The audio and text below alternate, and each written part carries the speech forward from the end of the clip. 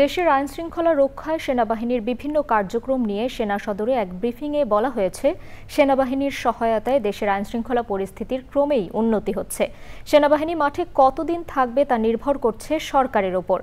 এ সময় ৫ই আগস্টের পর থেকে সেনাবাহিনীর বিভিন্ন কার্যক্রমের বিস্তারিত তুলে ধরা হয়। লায়লা নওশিনের রিপোর্ট। ছাত্র জনতার গণঅভ্যুত্থানের মুখে ৫ই আগস্ট শেখ হাসিনা সরকারের পতনের পর থেকেই দেশের সার্বিক আইনশৃঙ্খলা পরিস্থিতির নিয়ন্ত্রণে মাঠে আছে বাংলাদেশ সেনাবাহিনী। ১৭ই সেপ্টেম্বর সেনাবাহিনীকে ম্যাজিস্ট্রেসি ক্ষমতা প্রদান করে বিজ্ঞপ্তি প্রকাশ করে জনপ্রশাসন মন্ত্রণালয়। এরপর থেকে দেশের ৬২টি জেলায় স্থানীয় প্রশাসনের সাথে আইনশৃঙ্খলা পরিস্থিতি নিয়ন্ত্রণে কাজ করছে সেনা সদস্যরা। দেশের আইন শৃঙ্খলা রক্ষায় সেনাবাহিনীর বিভিন্ন কার্যক্রম নিয়ে সেনা সদরে ব্রিফিংয়ে বলা হয়েছে, প্রাথমিকভাবে ২ মাসের জন্য সেনাবাহিনীকে নির্বাহী ক্ষমতা দেয়া হলেও সেনাবাহিনী কতদিন মাঠে থাকবে তা সরকারের সিদ্ধান্তের উপর নির্ভর করছে।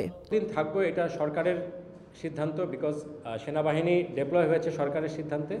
সো সরকারই এটা নির্ধারণ করবেন যে সেনাবাহিনীকে কতদিন মোতায়েন থাকা প্রয়োজন। সেনাবাহিনীর সহায়তায় দেশের আইন শৃঙ্খলা পরিস্থিতি ক্রমেই উন্নতি হচ্ছে বলেও ব্রিফিংয়ে জানানো হয়।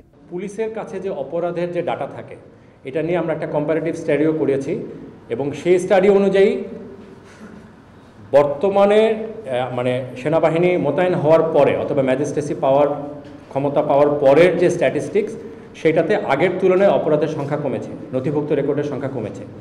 তার মানে পরিস্থিতির অবনতি হয়নি।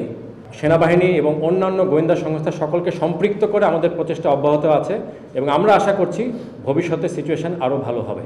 সেনাবাহিনীর নিয়মিত যৌথ অভিযানে এ পর্যন্ত ৬,০০০-এর বেশি অবৈধ অস্ত্র, প্রায় ২ লক্ষ গোলাবারুদ উদ্ধার ও প্রায় ২,৫০০ অপরাধীকে গ্রেপ্তার এবং ৭,০০০-এরও বেশি বিশৃঙ্খল পরিস্থিতি সেনাবাহিনী নিয়ন্ত্রণ করেছে বলেও ব্রিফিংয়ে জানানো হয়। Laila Nowshin, channel I, Dhaka.